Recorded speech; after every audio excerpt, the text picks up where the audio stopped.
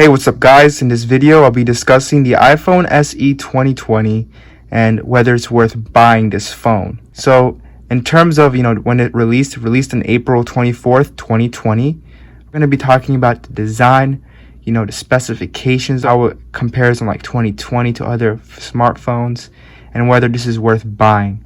So the iPhone SE, in terms of its design, it has a glass back, as you guys can see, and you got the simple Apple logo here, centered like the new iPhone 11 models are. There's no branding at the bottom, still very clean look at the bottom, and you got the single camera lens here.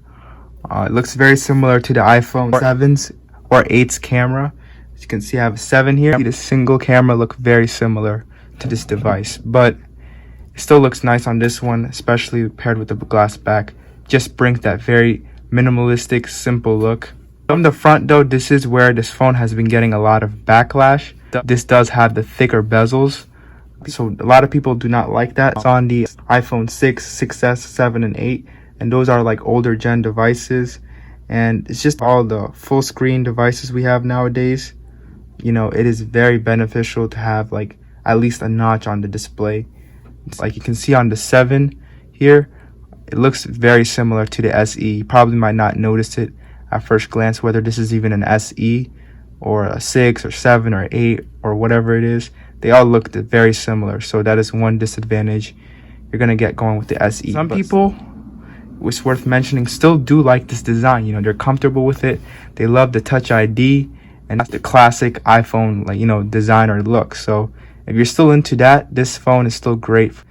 If you're into the classic iPhone. In terms of performance, A13 chip, 3 gigabytes of RAM. The iPhone 11s have 4 gigabytes of RAM. In terms of performance, it's very fast, smooth. It's great. You can see scrolling, very smooth. You can just scroll down here, very smooth, and it's nice that way. So the iPhone SE 2020 is blazing fast. It's gonna pretty much perform just as fast as like an iPhone 11 or 11 Pro, especially since it doesn't have to push as many pixels with the display. This is a 750p display.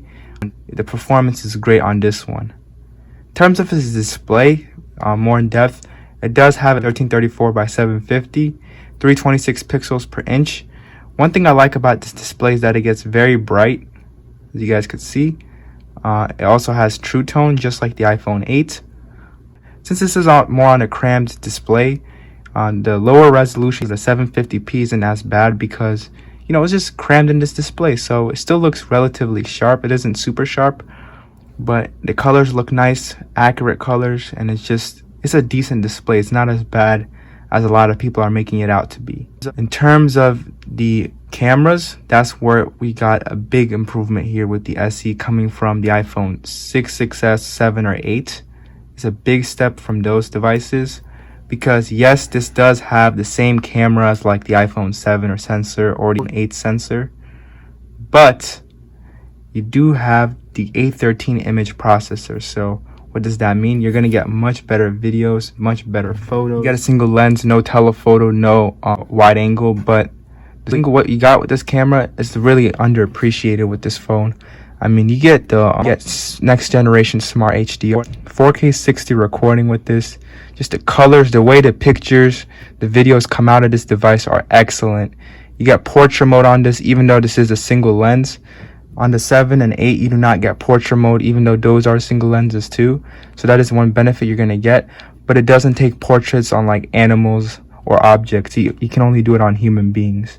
So that is one disadvantage that there is with the iPhone SE. With all that being said, the SE is just a very good picture taker. Like, it can take very good photos with this, and it's very nice.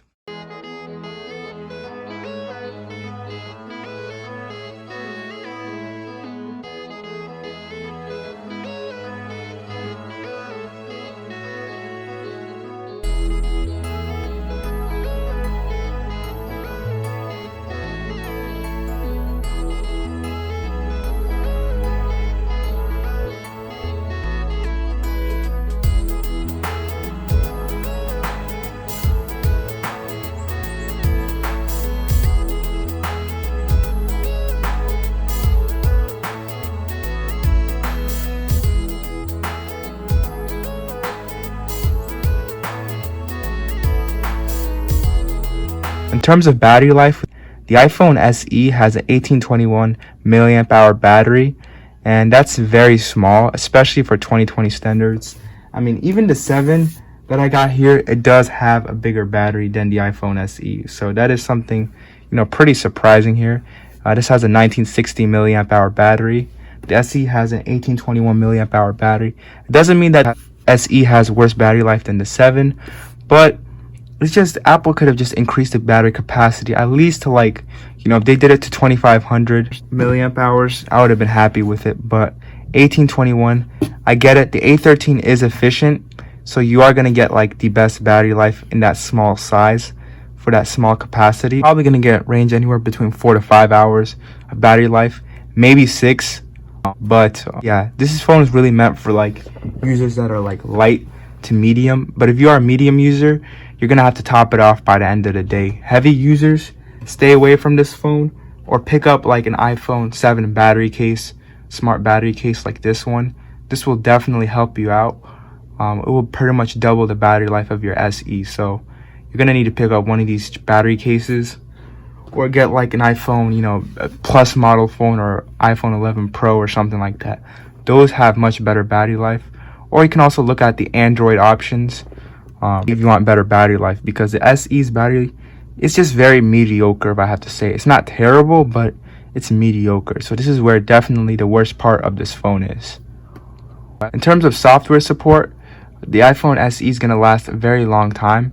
In terms of software, too, is running iOS 13. It will run many versions of iOS, at least for the next, I'd say, 5 to 6 years, possibly even more. So even if you're picking this phone up today, yeah, the design is going to look pretty old in the next few years, but this will last you a very long time. Probably just as long as the iPhone 11 or 11 Pro or Pro Max, just as long as those devices. That's the great thing to see with this device. So one thing worth mentioning for this phone is that this phone runs around $400, and this does have the A13 chip, which is the best chip in any smartphone. So that's definitely a great thing to see. If you want a little bit more storage from the 64GB variant, you can get the 128GB variant, which I personally believe is the best value out of all the gig sizes. And that runs around $450, and the 256GB runs around $550. All in all, the iPhone SE is a tremendous phone overall. If you can get past this design, like the front design, yeah, the bezel does have a pretty outdated look, but the back is very clean, simplistic. The back, I think, will look good for many years to come, but it's just the front. If you can get past the older look in the front, then this is definitely a great phone to buy, especially if you're not like too much of a heavy user. And if you are, you have you just saw the low battery life. You have simple, problems that you can fix with it, like the charger case. Charger case really helps in terms of battery life.